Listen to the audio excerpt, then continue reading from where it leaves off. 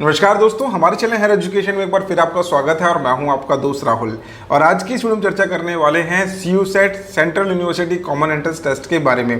काफ़ी टाइम से सुनने में आ रहा है कि दिल्ली यूनिवर्सिटी शायद इस बार अपना डिसीजन ले सकती है कि एडमिशन प्रोसेस यूजी प्रोग्राम्स के अंदर CUSET के बेसिस पे कराए जाए। इस चीज़ को लेके स्टूडेंट के माइंड में दूसरी तरफ काफ़ी ज़्यादा टेंशन का माहौल क्रिएट हो गया है।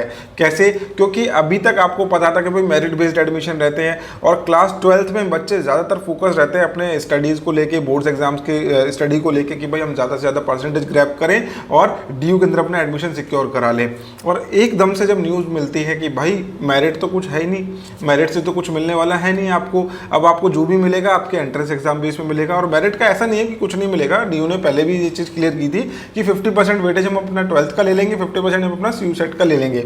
लेकिन जैसे ही एग्जाम कैंसिल हुए हैं, कैंसिल होने से DU के जो वाइस चांसलर हैं उनका भी यही मानना है कि भाई CUSET को इम्पोर्टेंस देना ज़रूरी है और दिया जाए तो ज़्यादा अच्छा होगा, क्योंकि इससे हमें अच्छा जजमेंट मिलेगा, स्टूडेंट्स का एक फेयर एडमिशन प्रोसेस हो जाएगा।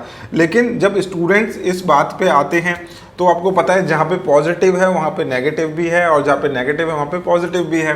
तो स्टूडेंट्स कुछ ऐसे भी हैं जो इसको सपोर्ट कर रहे हैं, कुछ ऐसे बच्चे भी हैं जो इसको सपोर्ट नहीं कर रहे, और हर एक बच्चे का अलग अलग वैलिड रीज़न इसमें देखने को मिल रहा है। तो आज हम डिस्कशन करने वाले हैं जो बच्चे चाहते हैं कि भाई एग्ज़ाम ना हो तो उन्होंने क्या रीज़न दिया है।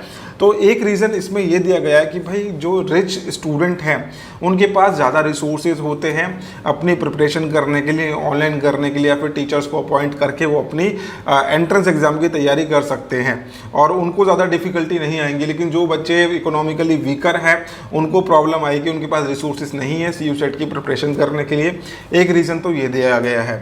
दूसरा रीज़न दिया गया है कि जो बच्चे अपने स्ट्रीम को स्विच करना चाहते हैं उनके लिए क्या तरीका रहेगा इस सब्जेक्ट स्पेसिफिक एग्जाम्स देने के लिए। क्योंकि आपको वैसे कि मैंने पहले बताया था कि भाई CUSET का जो पैटर्न है वो 2 पार्ट में आएगा। पार्ट A होगा आपका जो एप्टीट्यूड टेस्ट होता है, ठीक है, और दूसरा पार्ट होगा पार्ट B सब्जेक्ट स्पेसिफिक, जिसमें आप जिस कोर्स के लिए अप्लाई कर रहे हो उससे रिलेटेड सब्जेक्ट्स का एग्जाम होगा।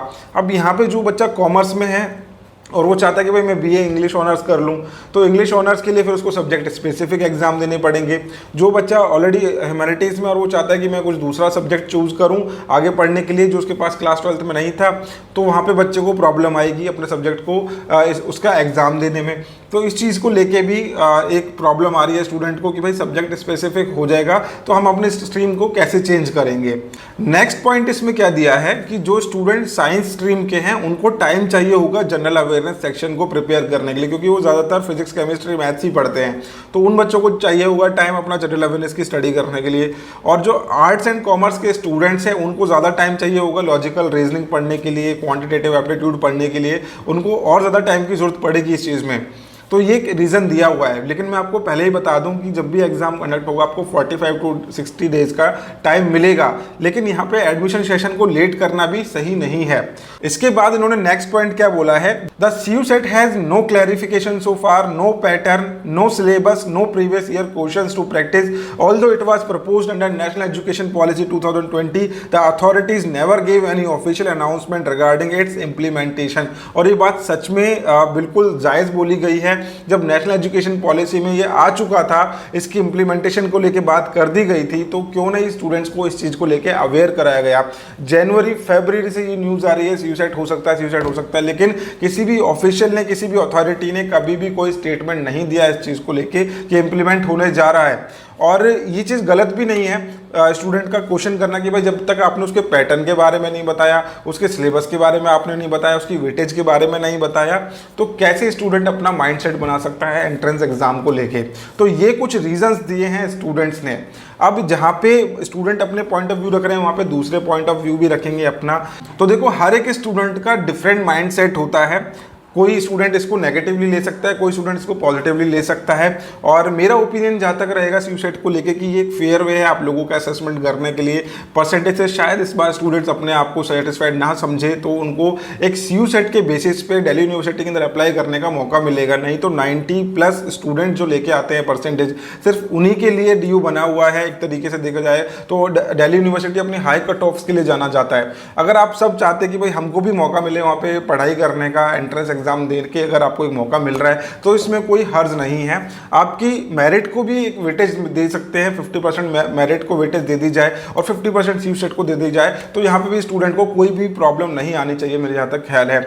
और किसी को तो शुरुआत करनी होगी। अगर हम इसको नेक्स्ट पे डाल देंगे कि भाई अगले सेशन में जो बचाएंगे उनसे ले लेना टेस्ट, तो मेरे ख्याल से ये ठीक नहीं होगा।